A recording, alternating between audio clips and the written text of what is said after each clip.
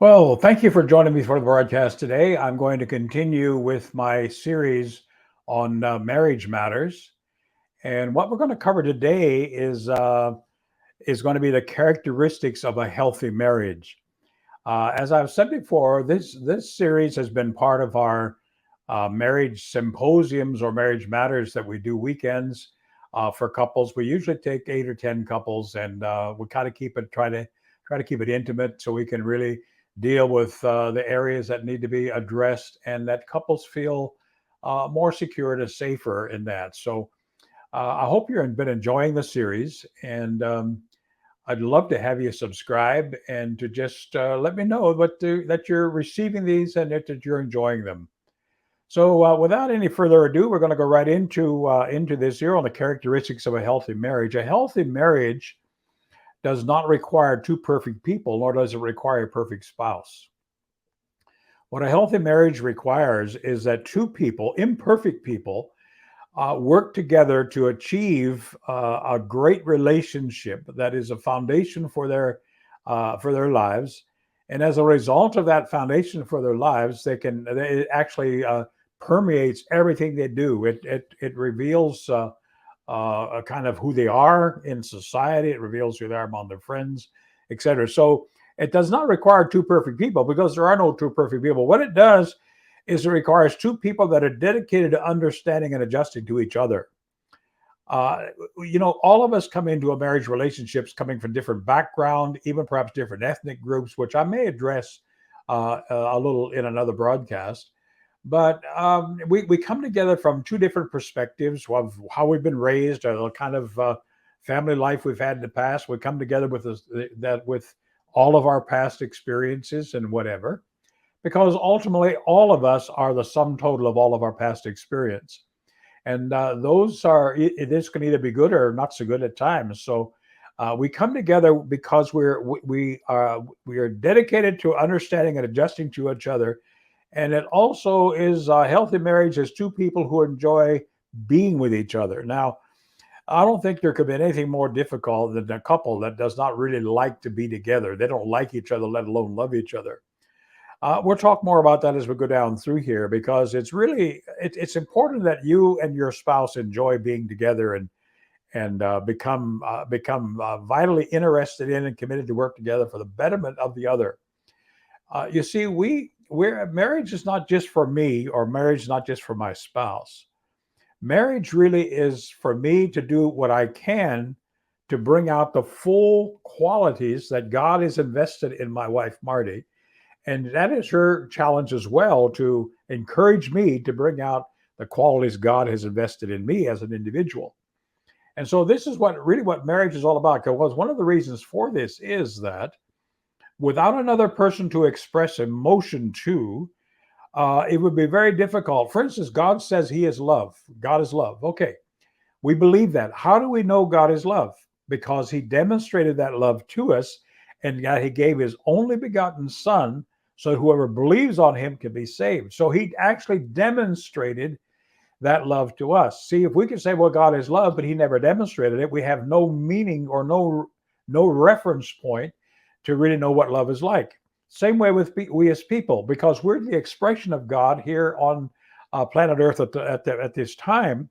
And if we just try to express love by ourselves, it's very difficult to do unless you have some kind of a self-love. But you see, God brings two people together so that as we come together, I can express what love is to my spouse to start with. I can understand what love is to me from her. I can express what compassion is, what consideration is, what concern is. I can demonstrate those attributes because I've got somebody to whom I can demonstrate them. That's why God said in the beginning, it's not good for the man to be alone. And we men have been agreeing with that ever since. But that's really the point. So we're there for the benefit of each of us, and so that we can really grow emotionally, grow spiritually, and grow in our relational abilities, because we're called, as human beings, we're wired for emotional contact. We're not wired to be isolated forever and a day. We're wired to have interactions with other like-minded people. And so that's what I'm going to do today. I'm going to break down some of these characteristics so that we can, and hopefully be able to encourage you in your relationship. I might also do a couple of, after I do the marriage part, I might do a couple of broadcasts on singles and how to prepare for our relationship as well. Because we've often been asked over the years, how do we really know if we're really ready for a relationship? So I might actually address that once I finish this series, which has got several more broadcasts in order for me to finish it. But number one, what are the characteristics of a healthy marriage? It's simply we need it. The healthy marriage is structured so that we can have casual times together. Now, what does that mean? If you want to really have a healthy marriage and maintain that marriage, you need to have some dates. You need to go on dates with each other. If you have young children, I know that can be a challenge at times, but get a babysitter. Doesn't have to be something that's expensive or extravagant. Just go out, the two of you spend some time together and enjoy it each other. Just and random times of fun. And I'll have a bit more to say about that in a few minutes. Relationships cannot maintain health without meaningful contact. In other words, relationships are not meant to be long distance or even arm's length. True and good relationships are really designed that we have interaction with each other. We have communication. We talk. We touch. We enjoy things together. We do things together. And we're constantly learning how to connect rather than just bypassing or living parallel lives. We learn to connect. And this is so vital for any kind of a healthy relationship, whether it's in a marriage or even with friends or a family, extended family. You need to have that meaningful time together. Another area of a healthy relationship, and I'm talking to Christians now primarily, is that you need to have a spiritual emphasis. To me, it's very important that you and your spouse take some time to read the scriptures together, to pray together, perhaps have a quiet time together. Or if you have quiet time separate, then come together for prayer, for reading. That's what my wife and I do.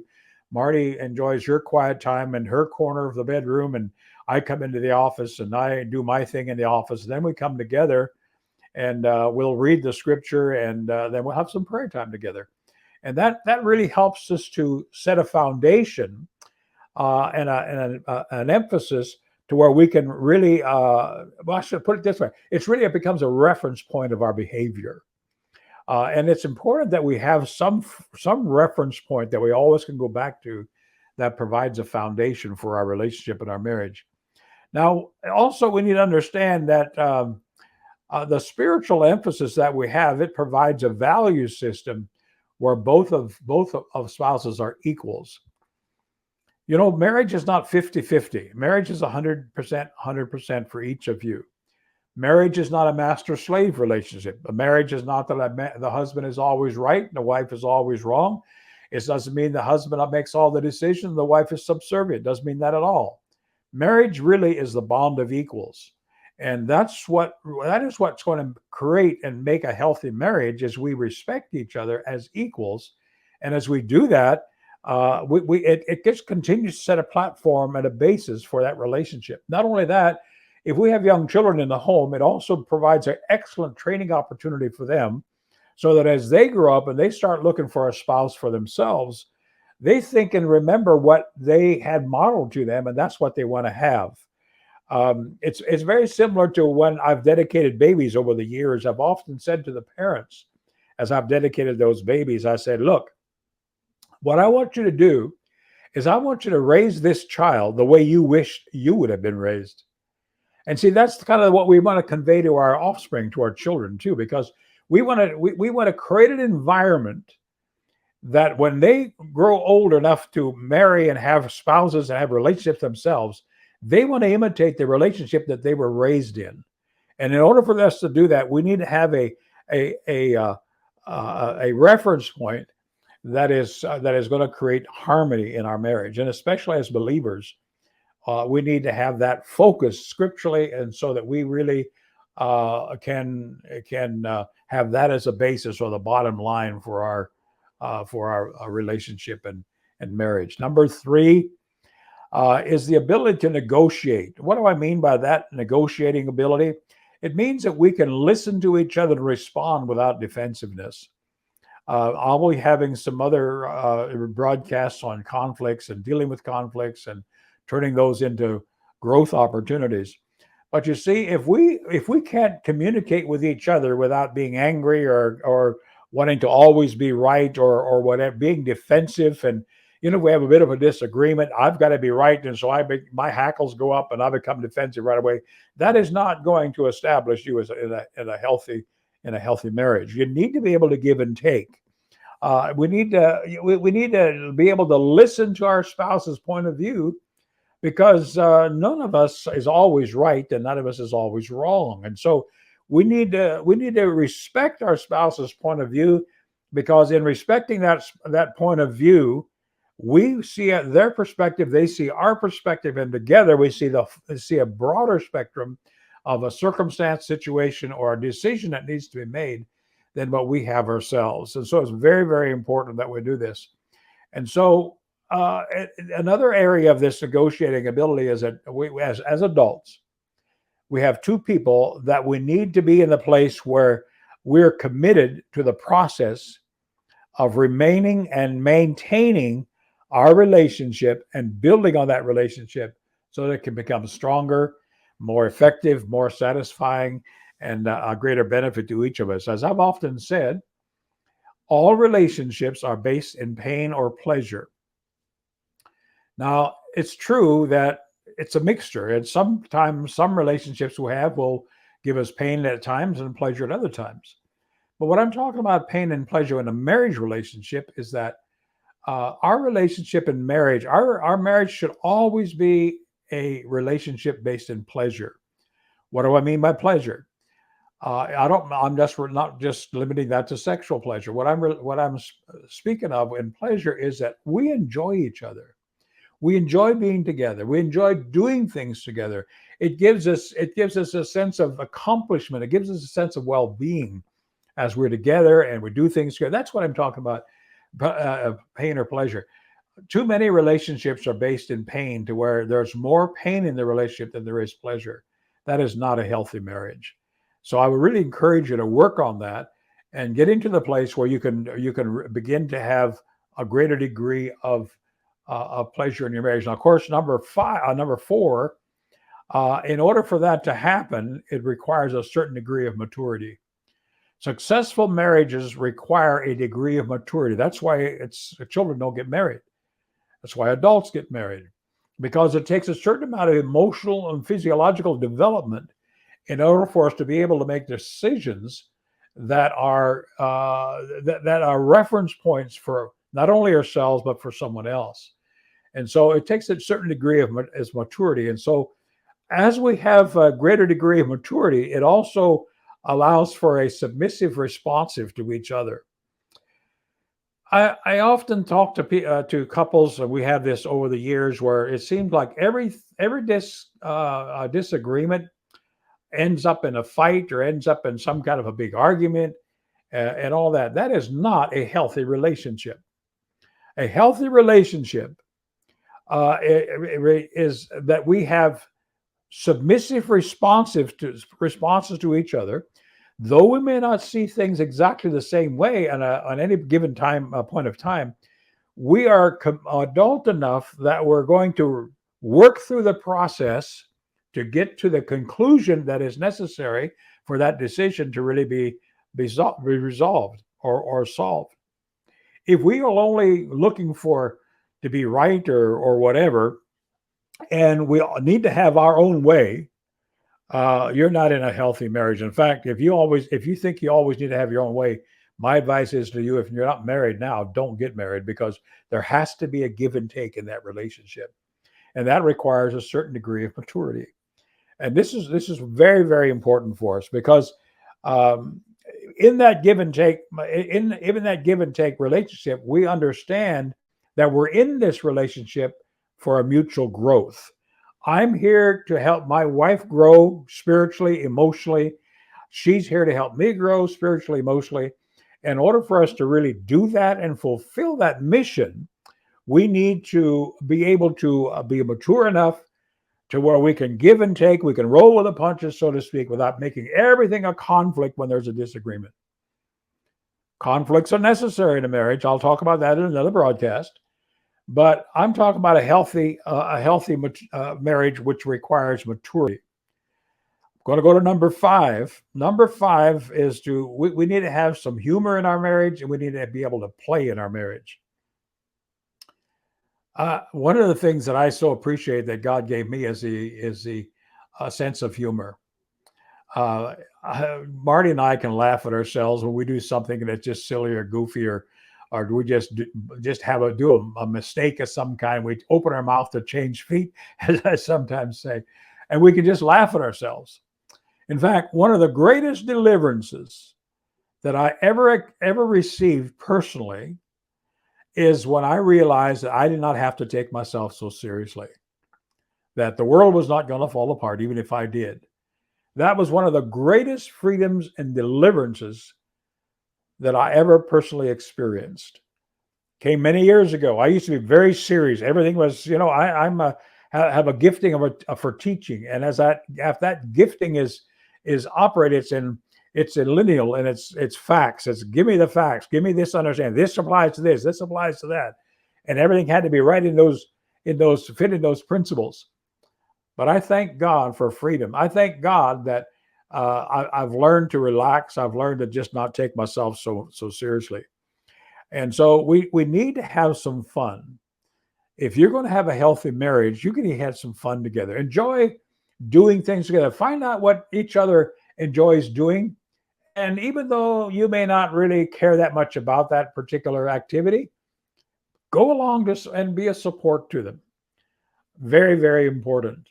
Many years ago, I was in a home, and the wife was telling me that her husband was a great baseball fan, and he always wanted her to go along to the baseball games. And she said she never went because that's carnal. I said, who told you it was carnal?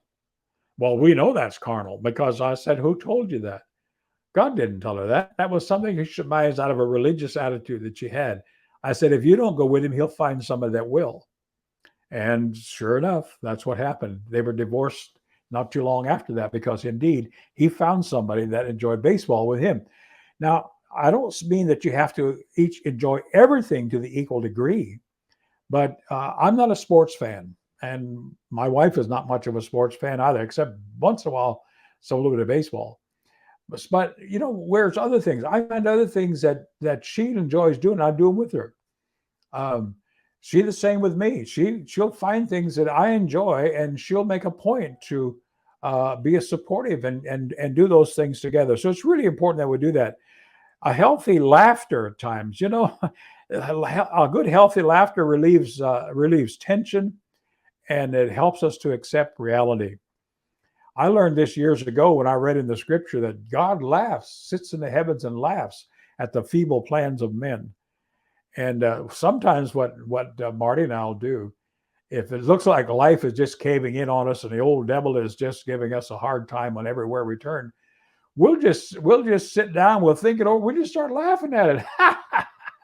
We'll laugh at what the plans of the enemies are against us. And what happens is it diffuses that tension. It releases that tension. It brings reality back into play, and it releases endorphins in our brain. And suddenly the problems that were seeming like were being insurmountable were coming all our way. Suddenly they're falling apart, and we can get a clear perspective again. So, don't be afraid to laugh, and don't be afraid to laugh at yourself. But having fun together really strengthens your relationship. And that's what we're really after. We're after strengthening our relationships so that we can continue to grow. We can continue to really respect each other, grow together, be an example to our children if we still have children at home. And as we do that, we're modeling something for them that they can then reference to as they go older and they have their own children and their own lives to establish in that way. And so now the next part I want to get to is something which sometimes is a bit taboo. and to speak about in programs like this. But so what I'm going to do now is I'm going to go to number 6, and this is something that's necessary in a marriage is intimacy. And I'm talking about intimacy beyond even just sexual intimacy, although that definitely is a part of it. And but one of the areas that we need to have intimacy is that we need to be vulnerable with another person. You know, when we have when we are with our spouse, and we need to learn to be vulnerable with them. In fact, I want to give you a definition of the difference between transparency and vulnerability. You see, I can be transparent with you with anything that happened in my past. But in order for me to be vulnerable, oh, let me finish that definition. Transparency deals with the past, and I can keep you out of my present by allowing you access to my past through being transparent of what I did in the past. Vulnerability invites you into my present, so that in my present now I open myself up and I let you see who I really am. I expose myself to you at every level, emotionally, spiritually, physically. I expose myself to you because I so trust you, and I have a relationship with you that is such that I can be vulnerable with you and never feel that I'm being put down, or never feel that I'm going to be rejected or shamed or anything like that. So that is what vulnerability is. And so this is where an area of intimacy is really, really essential in a marriage. We need to have that kind of intimacy, and it's just like I said, it's not just sexual, although I'll talk about it in a minute. Intimacy also means we share our inner thoughts and our feelings. We often ask couples when they come to us, we'll say to the wife, "Do you feel safe with your husband?" Ask the husband, "Do you feel safe with your wife?" And a high percentage of the time, they will respond, "No, I don't." That's sad. And what I mean by "Do you feel safe with your husband or your wife?"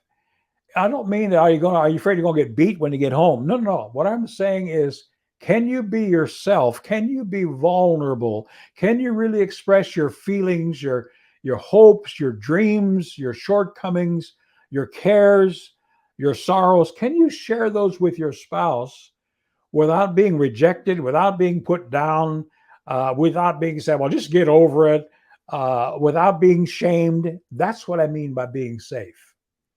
If you're in a relationship that you don't feel safe in, you need to really work on that, because if you're not feeling safe, you're always going to be in a fight or flight mode, to where you're always on the defense. You're looking for something, how I need to defend myself so that I can feel safe within my own bubble, within my own abilities. You need to come to the place to have such a mutual respect and appreciation for each other that you can be vulnerable. That you can be vulnerable with each other without fear of reprisal. You'll absolutely just you have such a trust and such a meaningful relationship that you can be who you are without having to stay covered and stay kind of mysterious. Now that doesn't mean there isn't a certain amount of mysteriousness that needs to be in a marriage, because like I've said, Marty and I have been married for over 58 years, and I'm still learning things about her. And I think she would also say that she's learning things about me. So, but there's that vulnerability that needs to be there, that we can be open and transparent with each other. And so this is really, really important. All right, now next part of that is the intimacy in marriage involve the sexual pleasing of each other. You know, it was God that designed sex to be pleasurable. We are among the only ones of His creatures that don't just mate for the purpose of procreation. And there's a reason for that. Having sexual pleasure has a lot of benefits physiologically, it has benefits emotionally, and perhaps even benefits spiritually. Because when I say physiologically, there are things in our bodies that actually, if we have proper releases sexually, actually they respond in such a way that it releases dopamine. It allows us to feel better about ourselves. It allows us to feel better about life and all of that. It's really, really important that we learn how we can sexually please each other. The scripture says that the marriage bed is undefiled, And so there is, to me, in my understanding of the word, there is a lot of latitude in the marriage bed. As long as it does not, what our activities are in the marriage bed, as long as it does not violate our spouse's conscience. Never are we to violate our spouse's conscience by requiring them to do something to pleasure us in a way that is a violation of their conscience. Neither are we, or do we have the liberty to try to pleasure them in some way that they're not prepared for, they're not ready for, but that it violates their conscience. So whenever a conscience is violated in any area of the sexual relationship or sexual intimacy, that becomes an area where God frowns upon it. That is now no longer the place of undefilement. That begins to defile the marriage bed. And you certainly do not want to do that. So the focus on is more on giving sex than on receiving sex. You see, each one of us have needs. In fact, the scripture actually acknowledges that in Corinthians chapter, I believe, 7, where it says that we can be separated and not be joined or not be intimate with our spouse for a period of time for the sake of giving ourselves to fasting and prayer, but then coming back together again. And not to let that go on too long so that we become tempted. Because God made us to be sexual beings. He made us to have pleasure in the marriage bed. And that is something that I really would encourage you to find out what is pleasurable to your partner, and cause them to really be relaxed and fulfilled in that area. Probably some of the saddest things that we have ever encountered over the years of counseling that we've done is to talk to people that's been married 20, 25 years, and the wife will confess to us that she has never really had a complete fulfillment of pleasure in that relationship. She's never really had the release that an orgasm will bring her. She's faked it, but she said her husband doesn't really know how to pleasure me. That is so sad. You need to learn from each other. Communicate. It's part of an area of communication. Talk about that. This is what I like, or what do you like? What brings pleasure to you? Very important that we do this. The goal is not to have perfect sex, but to have mutual pleasure. I mean, we don't have to be great dynamos in the bedroom. We need to have a respectful union, a respectful intimacy that pleasures our partner, and that we also are being pleasured, so that we can truly enjoy each other, because that's God's intention. That's what he created sex for. Sex was not just for procreation. Sex gives us the ability to relieve stress. It gives us the ability, as I said, to release dopamine, which causes our brain to clear up and function better. It actually has physiological benefits as well. For a man, it creates a healthy prostate. For a woman, it helps her when she comes to the place of menopause. Been proven scientifically. So just work on not to have a perfect sex, but to have mutual pleasure. That's the goal that we have. That's what we're looking for. Number 7 is commitment. In order to have a healthy marriage, there's got to be commitment. Now, commitment, as I said, is the cornerstone of a marriage. Any kind of a marriage that's going to be a true marriage, there's going to be a commitment. And that commitment is based upon the deliberate choices of two individuals who have chosen to get married and have chosen to live together and work together to really benefit each other, so we can grow emotionally, spiritually, and also develop physiologically. True commitment is unconditional and circumstantial, and not is not. Let me say it again. True commitment is unconditional. It's not circumstantial. In fact, the commitment that you make in your marriage should be based in your integrity. So what I'm saying by that is, my commitment to my wife is not based on her performance. My commitment to my wife is based on my integrity. And if it's based in my integrity, then I'm going to do what I need to do to make it to work, to come together to where we can actually enjoy each other, we can grow together, we can build together, and we can have a healthy relationship that's going to be an example to our children, and to be an example and to our circle of friends, whatever. And we can just be healthy in the spirit, healthy and emotionally, healthy physiologically. So it's very, very important. True commitment is unconditional. It is not circumstantial. If your commitment in your marriage is based upon your spouse's a performance in some way, you've got a very poor marriage. It cannot be based on performance. It's based upon integrity, and that is only comes from your own heart. A genuine commitment, as I said, is an individual choice. Nowhere does the scripture say that we should marry the person we love, although I would definitely recommend that. But what it does say is we're to love the person we've married, and that's a commitment. That's a commitment that we make. Commitment is based, as I said, on my integrity, not on my spouse's performance. And so many times when we have couples that will come to us, they'll say, "Well, she does this, she doesn't do that," and they say that's irrelevant. You can work through that so you can mutually come together and appreciate each other and develop in those areas to where you can be more compatible in whatever that area might be. So commitment also requires a trust without a reservation or hesitation. Any marriage that's not based in a trust and mutual respect for each other ultimately is going to face some real difficulties. And so remember this: your marriage, the health of your marriage is not based on your spouse's performance. It's based upon each of your integrity.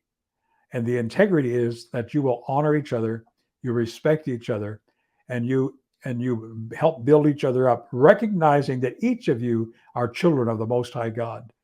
And you're respecting what God has entrusted to you as you love your wife and as you love your husband. You're respecting that gift God gave to you when he brought you together in marriage. So I hope this helps you to actually begin to work toward having a more healthy marriage, because I can tell you that there's nothing greater in life than enjoying your spouse, enjoying doing things together, enjoying intimacy with them in vulnerability and all other areas. It was God's design, and he looked forward. He saw what we needed to be healthy and have our well-being well established, and that is so important. I hope this word has been helpful to you, giving some pointers and principles that you can work with, and that will help to bring an even greater sense of satisfaction, harmony, and benefit into your marriage relationship. Thank you so much for watching. Do come back. And like I said, don't forget to subscribe or send me a little note or just a comment at the bottom of this video, and let me know you're enjoying it, because that means an awful lot to me. Blessings to you. Have a wonderful day, and I hope to see you next time.